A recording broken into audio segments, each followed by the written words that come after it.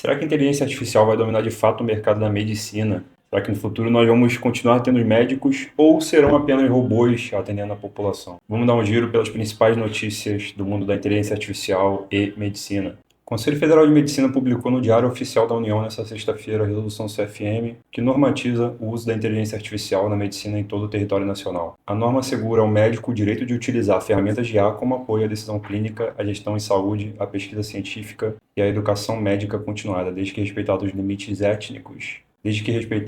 limites éticos e legais da profissão. E aqui a gente tem uma tabela resumindo basicamente o que pode e o que não pode. Mas na prática o que o CFM está fazendo regularizar, né, aquilo que já vinha sendo feito há bastante tempo. Assim como aconteceu muito com a parte do marketing, os médicos fazendo marketing, e aí o CFM, depois de algum tempo, vendo que aquilo ali já tinha se tornado um padrão, acabou lançando as normas deles e regulamentando como um médico pode fazer marketing e como um médico não pode fazer marketing. Então esse é o papel do CFM, ele basicamente lança ali as normas que o médico pode ou não pode fazer, tá bom? Aqui no Brasil. Pessoal, então aqui, ó, a decisão continua sendo do médico, a inteligência artificial pode ajudar, mas quem decide é sempre o médico. O paciente deve ser informado, o paciente tem o direito de saber quando a IA está sendo usada no seu atendimento. Isso aqui vai ser polêmico, hein? IA não dá diagnóstico sozinha. Proteção dos dados de saúde, responsabilidade médica mantida. É isso. Então, se você for em algum plantão, provavelmente o seu médico já deve estar usando ali a inteligência artificial. Ele só não conta para você. Mas agora, se você perguntar, ele é obrigado a te responder que sim, ele está utilizando inteligência artificial. Essas normas aqui vão começar a valer daqui a 180 dias. Na prática, regulamentou aquilo que já ocorria, né? Vários médicos utilizando inteligência artificial. Mas lembrando, pessoal, a inteligência artificial ela tem um perigo que ela está sempre tendenciada a ficar ao seu favor em várias situações. Isso já deu alguns problemas, mas é uma aposta muito grande para a medicina. E a gente tem aqui, por exemplo, o lançamento do ChatGPT Health pela OpenAI. Esse lançamento aqui ocorreu no mês passado, né, mas ainda está em lista de espera, não está valendo ainda, pelo menos aqui não no Brasil. E aqui eles fazem um vídeo de propaganda, né, de lançamento sobre ChatGPT. Vamos dar uma olhada. All right, let's get our blocks. Come on. 1, 2. Lolo, look, it's an alligator. I am trying to figure out the balance of mom life and taking care of myself. I do more. I've got 15 minutes and want to squeeze in a workout. What can I do with a set of 10-pound dumbbells? Então já começa mostrando ali uma mulher, né, que tem 2 filhos e ela tem que balancear ali a vida, né, entre cuidar dos filhos, que dá muito trabalho, e cuidar da saúde dela também. E aí ela fala pro ChatGPT que ela só tem alguns minutos e como que ela poderia fazer para aproveitar aquilo dali. E aí o ChatGPT já deve ter sugerido algum tipo de treino ali para ela. Já I think acontece, it's né? all about symptom management. I have eczema, and in the spaces that I'm in, like pageants, it's important that I show up looking my best. When you find out that your child has cancer, you feel helpless. Your mind is just spinning with what Aqui the já tem uma situação um pouco possibilities. diferente, né? Uma mãe que descobriu que o filho tem câncer e aí ela fala que ela mesma se sente sem saúde, né? Quanto numa situação dessa. Eu imagino que ela deve utilizar ali o ChatGPT para tirar suas dúvidas sobre exames, sobre a doença em si do filho, né? It became really important to me to understand my CAT scan results before I talk to my. You go to the doctor and they prescribe medication. But there is so much more that I can do to help with my care as well. Enjoy. I can take a picture of the plate before and after the meal, and it will calculate the calories and the inflammation score for that meal. Eu acredito que todo mundo aqui, ou pelo menos a maioria, já tenha feito isso pelo menos uma vez na vida, que é você ver um prato na sua frente e você, por curiosidade ou porque está fazendo alguma dieta, pegar e tirar uma foto, mandar para o ChatGPT e perguntar para ele a quantidade de calorias que tem naquele prato. Então, mais uma vez, algo que a gente já rotineiramente faz, né? Pelo menos eu. Bem, enfim, nós temos vários usos aqui do ChatGPT para questões de saúde. Aqui tem um texto, né, de lançamento desse programa, como eu falei, ainda não está rodando no Brasil, mas se você perguntar algumas informações para o ChatGPT sobre medicina, ele vai fazer uma série de considerações, algumas ele talvez nem te responda se for algo mais complexo, e isso deve ser porque antes não tinha isso, antes você perguntava qualquer coisa e acontecia. Hoje em dia ele tem uma série de limitadores ali, né? A ferramenta vai evoluindo. Mas claro que eles não querem perder essa fatia do mercado que usa o ChatGPT para fazer esse tipo de pesquisa, para se informar, até porque Muitas pessoas são doentes hoje em dia, e mesmo as que não são doentes estão cada vez mais preocupadas com a saúde. Então a gente tem um ChatGPT lançando esse braço, que é o ChatGPT Health, que logo logo deve começar a rodar. E vai ter integrações também com outros sistemas, como o Apple Watch. Então você vai conseguir passar seus dados ali do Apple Watch direto para o ChatGPT. E isso vai ajudar a ter mais informações, né? E dar um diagnóstico, digamos assim, mais preciso. E tá aqui, pessoal, só o começo. Eu acredito que essa tecnologia vai evoluir bastante, sim. Vamos ver aqui, por exemplo, como isso já está sendo utilizado no mundo, né? Aqui nos países ocidentais nós temos, como eu mostrei no começo do vídeo, órgãos reguladores como o CFM, mas em países que, digamos assim, não são tão institucionalizados democraticamente como a China, essas regulamentações elas são mais leves, digamos assim, ou então as empresas de lá que são comandadas pelo governo, elas recebem um aval para fazer coisas que aqui no Ocidente talvez demore um pouco mais por toda a burocracia.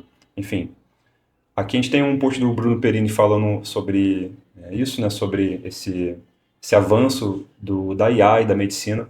E a gente tem essa cabine aqui, que é de uma empresa chinesa, é uma das maiores, se não a maior empresa de TechMed, né, da China. E eles têm essas cabines onde as pessoas vão lá e tem meio que uma consulta com a IA. Então elas falam os sintomas que elas estão tendo, elas conversam ali como se fosse de fato uma consulta médica, né, num hospital, numa clínica, enfim. E ali a cabine já vem e dá para você aquele diagnóstico, o que você tem que fazer, como se fosse de fato um médico, né?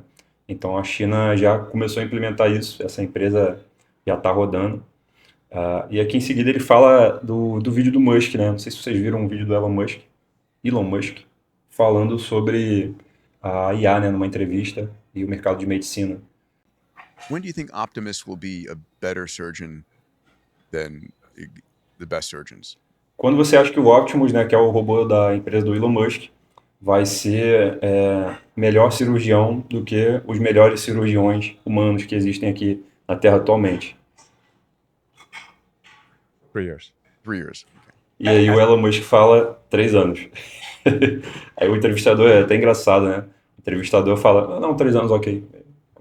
Como se fosse algo super normal, né? Mas de fato eu acho que pro Elon Musk pelo menos não tem outra opção se não fazer isso acontecer, se não fazer isso dar certo. E o cara tá enxergando uma medicina muito diferente do que a que a gente está acostumado agora. Então vamos ver o resto da entrevista aqui. At scale, Yes. All meaning of a there'll be sudden, there'll probably be more Optimus robots that are great surgeons than there are all surgeons on Earth. and the cost Ele falou que provavelmente vão ter mais robôs Optimus do que a quantidade de cirurgiões no mundo.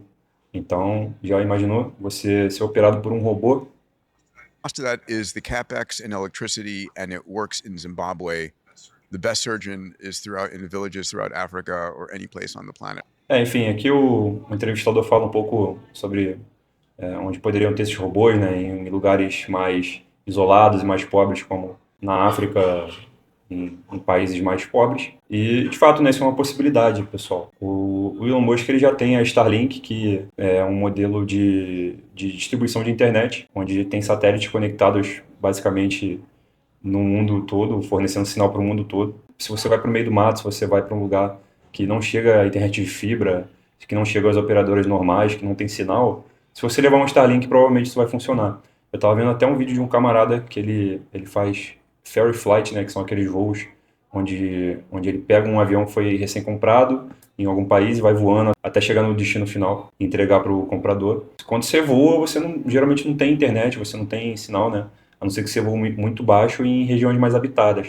Mas na maioria do tempo o cara tá voando ali sobre oceanos e em altitudes mais elevadas. E ele já utiliza um Starlink, né? Porque, de fato, você não vai ficar perdendo sinal toda hora. É muito bem conectado, né? E a ideia do Musk talvez seja fazer o mesmo com medicina, com robôs cirurgiões. Já pensou nisso? Então, você vai conseguir ter acesso a um cirurgião robô, a uma cabine daquelas ali que pode te ajudar, pode resolver seu problema na hora, por talvez um preço muito mais barato e acessível ao mundo todo, assim como já é a Starlink. Talvez o Optimus, né, seja o sonho do Musk, assim como a Starlink já foi e hoje está funcionando. Então, pessoal, tudo que nós vimos aqui hoje é de fato um avanço muito grande da inteligência artificial na medicina. E o que isso significa, né? Significa que o seu paciente ele já está utilizando a inteligência artificial, no caso dele, nos problemas que ele tem. Quando ele chegar aí no seu consultório, na sua clínica, na sua consulta, ele já vai saber muito do que você acha que ele não sabia. Então, é um paciente que vai chegar muito mais informado. Ele já sabia isso com o Google, com a internet, mas com a inteligência artificial isso está muito mais fácil, está muito mais palpável e muito mais rápido dele pesquisar aquele problema ali que ele está enfrentando, ou aquela cirurgia que ele quer fazer, ou aquela doença. Então, quando ele chegar aí para você, ele já vai ser um paciente muito mais informado.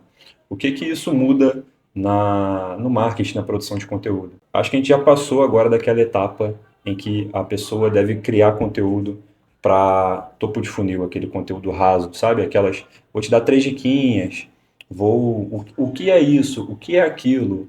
Essas explicações mais básicas, mais fundamentais, mais elementares, elas talvez estejam perdendo agora um pouco mais de espaço para o conteúdo mais aprofundado, para um conteúdo mais de opinião. Porque pensa comigo, não tem como uma IA saber exatamente a opinião do João Pedro.